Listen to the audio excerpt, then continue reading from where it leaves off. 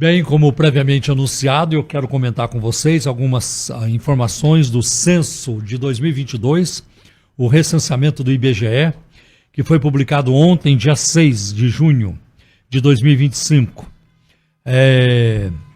O censo, as informações são mais ou menos assim. Evangélicos crescem entre jovens e grupos socialmente vulneráveis, né? Um dos dados mais reveladores do censo de 2022 é o crescimento expressivo dos evangélicos entre os jovens brasileiros. Entre os que têm de 10 a 14 anos, 31,6% já se identificam com a fé evangélica, enquanto os católicos, antes majoritários, representam agora 52% da população. Esse é um indicativo de que a tendência deve se intensificar nas próximas décadas, conforme as novas gerações se tornam adultas, né? Eu fico muito feliz em ver que os evangélicos estão crescendo, principalmente entre os jovens.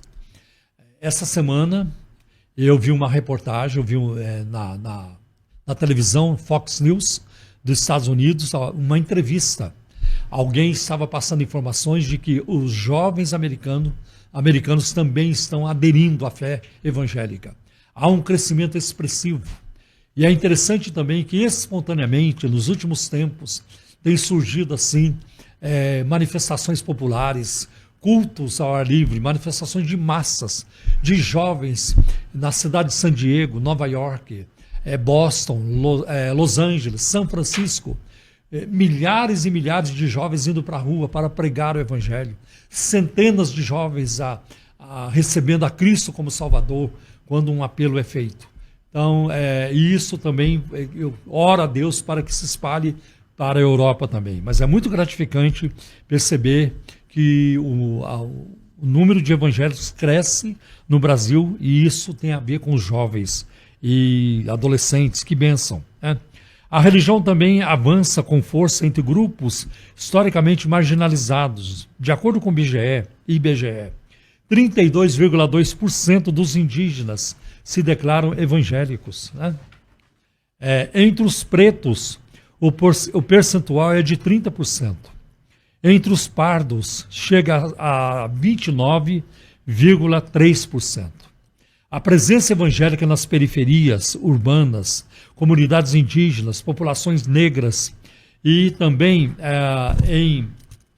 em áreas rurais carentes mostra como esse segmento religioso tem ampliado a sua influência social e cultural nos territórios mais vulneráveis do país. Por que os evangélicos estão crescendo? O censo aponta também vários motivos, né? E entre os fatores que explicam o avanço evangélico estão: especialistas apontam que uma combinação de fatores impulsiona este crescimento, tais como forte presença dos evangélicos nas comunidades locais, com foco em apoio social, recuperação de dependentes químicos e acolhimento familiar. Olha que bonito, né? Existe também uma capilaridade das igrejas pentecostais e neopentecostais, que se expandem rapidamente em áreas urbanas e rurais. A linguagem acessível, culto emocional e promessas de transformação pessoal e material. Maior uso de mídias digitais, rádio e televisão, com canais próprios e presença ativa nas redes sociais. Além disso, a queda do catolicismo entre os jovens tem aberto espaço para que novas formas de religiosidade prosperem, incluindo igrejas evangélicas com foco em jovens, cultura gospel, eventos de massa e forte engajamento digital. Agora, se comparado com o catolicismo romano, o censo traz as seguintes informações. Embora o Brasil ainda seja majoritariamente católico, com cerca de 56,7% da população, esse é o menor percentual já registrado desde 1872. Em comparação, os católicos somavam 65,1% em 2010 e 90% na década de 1970. Agora, entre 2010 e 2022, o que aconteceu? Os católicos perderam cerca de 5 milhões de fiéis. Os evangélicos ganharam cerca de 12,4 milhões de novos seguidores. Se a tendência atual se mantiver, analistas preveem que os evangélicos poderão ultrapassar os católicos em 2 décadas, especialmente se mantiverem o avanço entre os mais jovens. Nós vemos também como a religião tem uma influência também no social. Com o aumento do número de fiéis, os evangélicos ampliam também sua influência política, midiática e social. Igrejas, lideranças religiosas e movimentos evangélicos têm participação cada vez mais relevante em pautas públicas, campanhas eleitorais e debates sobre costumes, família e educação.